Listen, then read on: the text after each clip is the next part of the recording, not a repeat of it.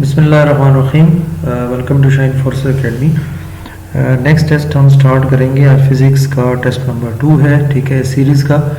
और उम्मीद करता हूँ कि आपने तमाम वीडियोस पहले देख चुकी होंगी। अगर नहीं देखी तो ज़रूर देखें, और तमाम वीडियोस को देखने के बाद हमारी वेबसाइट pakscience.com पे ज़रूर प्रैक्टिस करें और यहाँ पे अपने रिज़ल्ट को इम्प्रूव करने की कोशिश करें, ठीक है।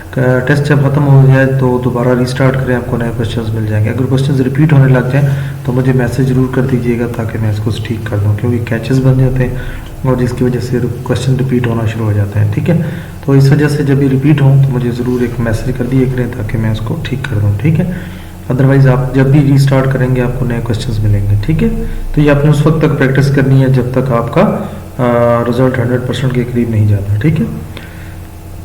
तो चलते हैं, हमारा जो पहला क्वेश्चन है, an SI system unit of power is. Unit of power आपको बताया कि क्या होती है, दैट इज वाट, ठीक है। उसके बाद है सेकंड क्वेश्चन है, according to the Newton second law. Second law के मुताबिक कौन सी चीज and force is directly proportional. कौन कौन सी चीज जनाब डायरेक्टली प्रोपोर्शनल होती है, क्योंकि F is equal to M A अगर करें तो फोर्स है वो डायरेक्टली इस रॉ के एक्सेलरेशन के जो है वो प्रोपोर्शनल होता है, ठीक है। नेक्स्ट है जी, turning effect of a body. Turning effect of a body क्या कहलाती है। ये आपको बताया कि किसी भी बॉडी में रोटेशन पैदा करना ये टॉर्क का काम है, ठीक है। उसके बाद है जी, which of the following statement is true. इसमें कौन सी स्टेटमेंट जो है वो ट्रू है। तो अगर हम देखें तो V F is equal to V I plus A T. अगर मैं इस इक्वेशन को थोड़ा सही करूं तो ये थोड़ी सी मिसमैनेज्ड है। तो अगर मैं V F is equal to, अगर ये वी आई को मैं इधर लिख दूं तो ये बन जाएगा V F is equal to V I plus A T. तो ये फर्स्ट लॉ ऑफ इक्वेशन है और न्यूटन की फर्स्ट लॉ जो है वो उसकी इक्वेशन है, तो ये इसका जवाब है, ठीक है। Which one of the following is a vector quantity. इसमें वेक्टर क्वांटिटी क्या है, वेक्टर क्वांटिटी जिसमें डायरेक्शन इन्वॉल्व है तो वो वजन होता है, क्योंकि इसकी डायरेक्शन हमेशा जमीन की सेंटर की तरफ होती है, ठीक है। उसके बाद है जी, mechanical advantage of machine is called. Mechanical advantage जो है मशीन का जो हम कहते हैं, इसको हम क्या कहते हैं, इनपुट डिवाइडेड बाय आउटपुट, ठीक है। तो ये इसका एग्जैक्ट जवाब है, ठीक है जी। तो ये याद करते जाएं साथ साथ। उसके बाद है the relationship between stress and strain. Stress और स्ट्रेन के दरमियान जो है वो रिलेशनशिप किसने बयान किया है। तो स्ट्रेस और स्ट्रेस के दरमियान जो है वो बयान किया जनाब हुक्स ने, ठीक है।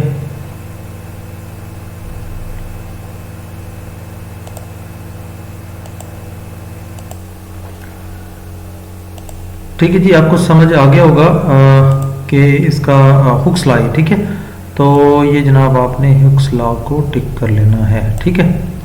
अच्छा, कुछ लोग जो है ना वो इससे क्या कहते हैं कंफ्यूज होते हैं कि यंग मॉड्यूलस ने किया है, लेकिन ये हुक्स लॉ है, ठीक है। इसको बेशक चेक भी कर लें। अच्छा, बुक में कुछ क्वेश्चंस जो है ना वो ज़ाहिर है जो प्रिंटिंग में गलती होती है उसको ख्याल करना है, तो इसलिए कहीं कोई गलती मज़ीद मुझसे भी हो जाती है तो मुझे ज़रूर हाईलाइट करें। अदरवाइज़ हम पूरा कोशिश करते हैं कि आपको सारी चीज़ें जो है ना कन्फर्म करके दें, ठीक है। बाकी ये है कि फ़िज़िक्स थोड़ी बहुत मुझे भी आती है तो इसलिए ये चीज़ों का मुझे पता होता है। बाकी देखें, नेक्स्ट है question, in parallel plate capacitor capacity depends upon, ठीक है। तो पैरेलल प्लेट कैपेसिटर में जो कैपेसिटी है आपकी वो किस चीज़ पर इन्हिसार करती है, ठीक है। तो सेंट्रल डिस्टेंस जितना कम या ज़्यादा होगा तो उस पर काफ़ी डिपेंड करती है, ठीक है। अच्छा, उसके बाद है the rate of flow of charge through the conductor is called, ठीक है। तो rate of flow charge through conductor जो है ये हमारा क्या कहलाता है, ये हमारा कहलाता है जनाब करंट, ठीक है। अच्छा, ओके जी। नेक्स्ट क्वेश्चन है, मैग्नेट में opposite poles of the magnet, ठीक है। अपोजिट पोल जो है वो हमेशा याद रखें कि एक दूसरे को अट्रैक्ट करते हैं, ठीक है। ये आंसर है अट्रैक्ट, ठीक है। और जो सेम होते हैं वो हमेशा रिपेल करते हैं, ये याद रखना है। Whenever a piece of magnet is cut, ठीक है, किसी भी मैग्नेट को अगर आप दो पीसेस में कट करें तो इसका एक एंड बिकम्स नॉर्थ पोल और दूसरा एंड क्या बन जाता है। तो अगर एक नॉर्थ है तो दूसरा साउथ पोल बन जाता है, ठीक है। अच्छा, सम टाइम ये साउथ पोल कहते हैं एक और दूसरा फिर नॉर्थ पोल होता है, तो ये याद रखना है। Time period of simple pendulum increases by increasing. Time pendulum याद रखें कि किसी भी सिंपल पेंडुलम का इंक्रीज होता है जब हम उसकी लेंथ बढ़ा देते हैं, ठीक है। जैसे हम कहते हैं ना धागे के साथ पत्थर बांधते हैं तो वो झूला कितना खाता है, ठीक है। और अगर वही पत्थर के साथ हम थोड़ा सा धागा लंबा बांध लें तो फिर वो कितना झूला खाएगा, ठीक है। तो जाहिर है उसमें झूला खाना जब ज़्यादा हो जाता है तो फिर आप कह लें कि उसका टाइम पीरियड भी बढ़ जाता है। नेक्स्ट है लैग्नीट्यूडनल वेव्स कंसिस्ट ऑन, ठीक है। तो लैग्नीट्यूडनल वेव्स जो होती हैं उसमें क्रस्ट भी होता है और ट्रफ भी होता है, जिसे हम नशेबो फराज कहते हैं, ठीक है। इस तरह ऊंचा नीचा, ठीक है। तो ये एक होती है, तो ये क्रस्ट और ट्रफ होते हैं, ऊंचा नीचा। उसके बाद है density of water is minimum, पानी की कसाफत जो है वो कम से कम होती है किस दर्जे पर, 100 डिग्री सेंटीग्रेड पर, ठीक है। तो ये जनाब आपने याद करना है। इसके अलावा नेक्स्ट हमारा क्वेश्चन है, ये टेस्ट अभी कंटिन्यू है। इन अ रिफ्लेक्शन रे एंगल ऑफ इंसिडेंस इज, तो एंगल ऑफ इंसिडेंस में जो रिफ्लेक्शन एंगल है ये दोनों बराबर होते हैं, ठीक है। तो इसका आंसर है जनाब ये इक्वल, ठीक है। अच्छा, उसके बाद है if a pencil is dropped in water, पानी में अगर किसी गिलास में थोड़ा सा पानी डाल के उसमें अगर पेंसिल आप डुबोएं तो वो उसका जो अगला सिरा होता है वो हमें थोड़ा बेंट सा महसूस होता है कि झुका हुआ है, किस तरफ है अब ये झुका हुआ, ठीक है। अब ये आपने बताना है, तो ये हमेशा अंदर की तरफ झुका होता है, ठीक है। तो इसका जवाब होगा इनसाइड, ठीक है।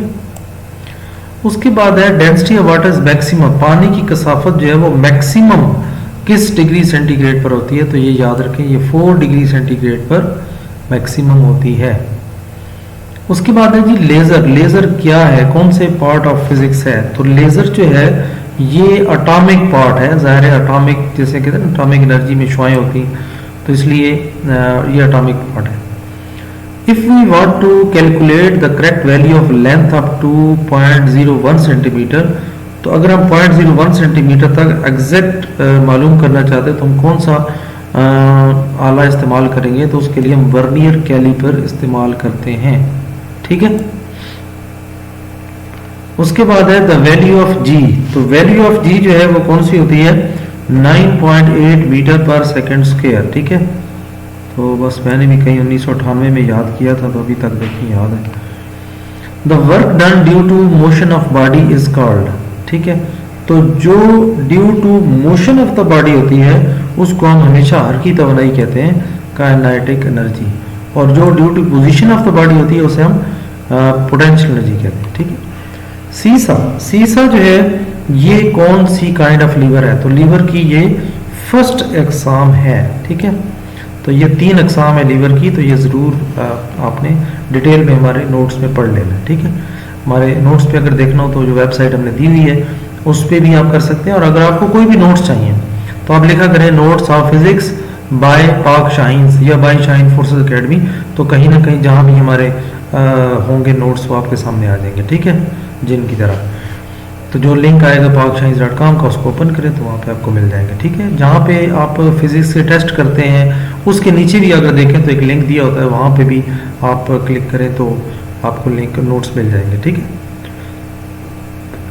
अच्छा, उसके बाद देखें the density of a water depends upon, ठीक है।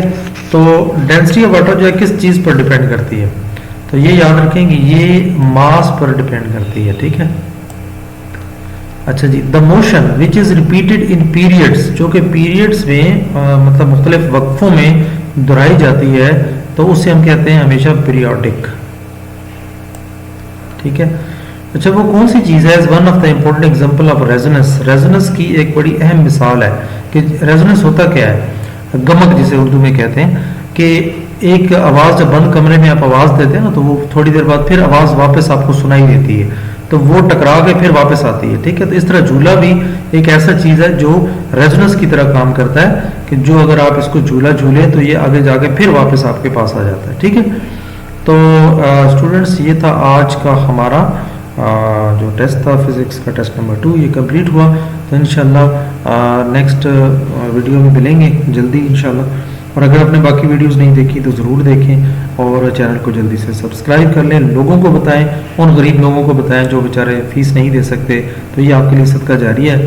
तो बाकी अगर आप किसी की हेल्प करना चाहते हैं तो हमारी कम्युनिटी को ज्वाइन करें, हमारी Facebook group Shaheen forces academy को ज्वाइन करें। जो क्वेश्चंस हैं आपके हैं, चाहे किसी के हैं, चाहे आपके जो एक्सपीरियंस है, जो आप कहीं आपने टेस्ट दिया, आपको कुछ क्वेश्चंस याद हैं, तो वो ज़रूर पोस्ट किया करें लोगों की रहनुमाई के लिए, ताकि लोगों को ये पता चले कि कौन से क्वेश्चंस आ रहे हैं। ये फ्री ऑफ कॉस्ट है सबके लिए, मैंने इसलिए ग्रुप बनाया कि एक दूसरे की हम हेल्प करें और ये अकेडमियों से हमारी जान छूट जाए, ठीक है। और फिर भी अगर कोई समझता है कि मुझे बिल्कुल समझ नहीं आती, तो फिर वो हमारे साथ ऑनलाइन क्लास को ज्वाइन कर सकता है। पेड क्लासेस है तो, लेकिन ये है कि हमने बहुत कोशिश करते हैं बहुत कम से कम फीस में आपके साथ गुजारा कर लें, ठीक है। चलें जी, अपना ख्याल रखें और मिलते हैं नेक्स्ट वीडियो में। अल्लाह हाफ़िज़।